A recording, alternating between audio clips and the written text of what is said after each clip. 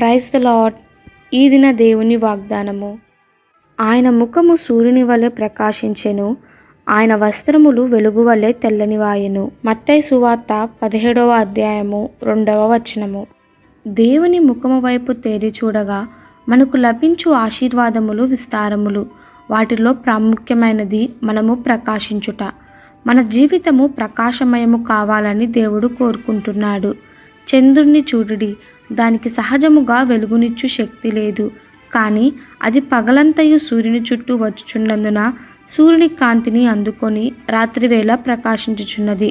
అయితే కొన్నిసార్లు అది చీకటిమయమై ఉన్నది. ఆ దినము అమావాస్య అనబడుచున్నది. దానికి కారణం తెలుసా? సూర్యుని చుట్టూ వచ్చుచున్న సూర్యునికిని చంద్రునికి మధ్య వచ్చుచున్న లోకమగు భూమి. ఆ భూమి మరుగు చేయుట వలన చంద్రుడు కాంతిహీనమై చీకటిమయమైపోచున్నాడు.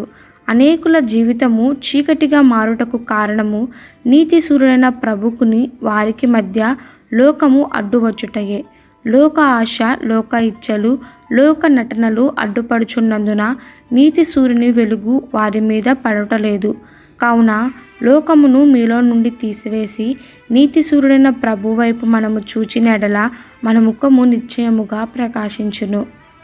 ఈ దిన దేవుని వాగ్దానము మనందరి జీవితంలో నెరవేరలాగున ప్రభు కృప మనకి తోడై ఉండును గాక. ఆమెన్. God bless you.